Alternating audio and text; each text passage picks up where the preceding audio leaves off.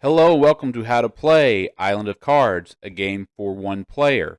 In this game, there's the rule book. It's pretty simple. You're having a 49 card grid that you're trying to fill up.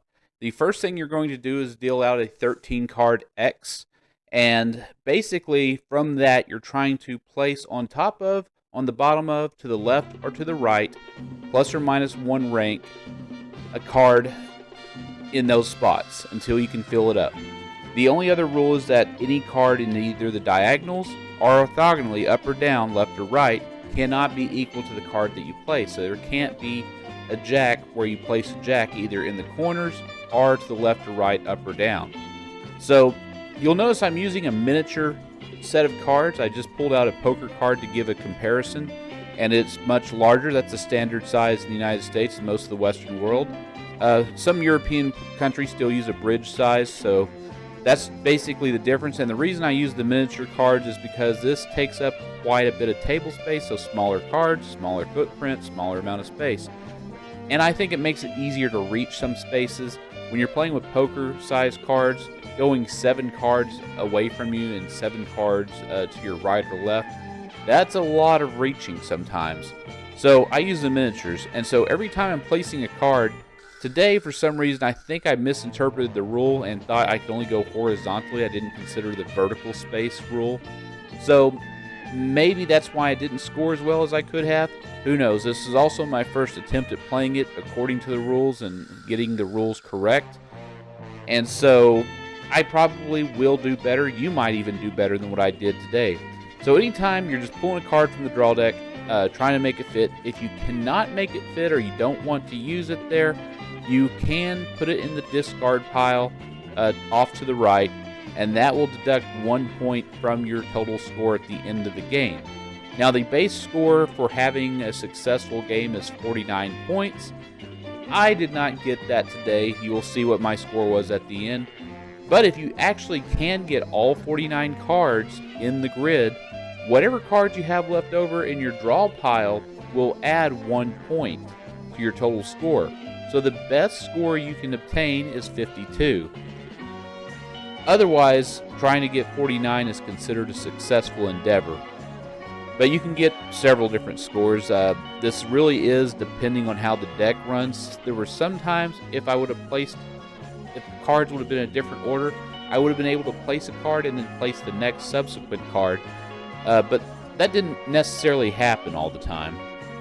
So every time you're placing a card, you're making sure that your diagonal clearances and your horizontal and vertical clearances are good. You're basically making sure that card is not equal. And if you can achieve that, then you have successfully placed the card and you just continue with it. Suit will not matter in this game. It's all about rank. And I think overall this was a pretty exciting game. I found it on Board Game Geek. It was part of a contest, and I think it's pretty good.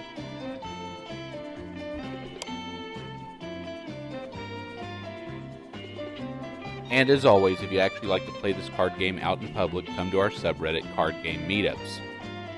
And if you click under the show more in the description, you'll be shown all the pertinent links, including written instructions, the music, and other content creators, as well as the Card Game Meetups subreddit, and a link to a Discord channel where people discuss card games and all sorts of other things. Do check out Gather Together Games, one of my favorite game instructors out there, one of the best in the world. Hogwash Gaming has a lot of different games. Learn Tarot Card Games, the best source for learning tarot cards on the internet. Matthew Newman has some wonderful Solitaire videos. Do check out Stellar Solitaire, which is software implementations of Solitaires. Riffle, Shuffle, and Roll, you never know what he's going to do. Is he going to do a commercial game, a free game? You never know. Taylor's Trick-Taking Table is mostly commercial. Triple S Games, also commercial, free. And Veslako is mostly free print and plays. Wonderful channel, check it out. And she always wins mostly commercial games. Do check them out as well. And if you're interested in going on a vacation where you can actually play some cards, I do recommend Branson, Missouri.